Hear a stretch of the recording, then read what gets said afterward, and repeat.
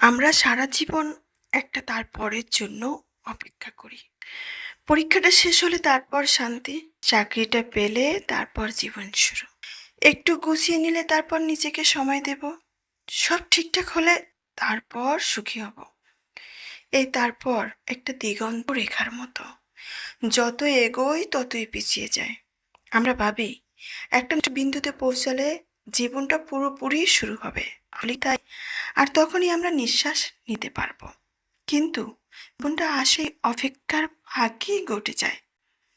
যে বিকালে আপনি ক্লান্ত হয়ে বারান্দায় বসে চা খাচ্ছিলেন, অথচ মাথায় চলছিল কালকের কাজের লিস্ট। রাতে বন্ধুর মেসেজে হুট করে হেসে ফেলেছিলেন, যদিও মনটা ভীষণ ভারী ছিল। মুহূর্তে কেউ কিছু না বলেও পাশে ছিল। ওটাও জীবন। আমরা ভাবি জীবনের বড় দৃশ্যগুলো, সাফল্য অর্জন নিশ্চিত, এসবই আসল। অথচ আমাদের অস্তিত্বের সবচেয়ে সত্যি অংশটা লুকিয়ে রাখি ছোট ছোট অসম্পূর্ণ মুহূর্তে, যেগুলোকে আমরা তারপরের জন্য সরিয়ে রাখি।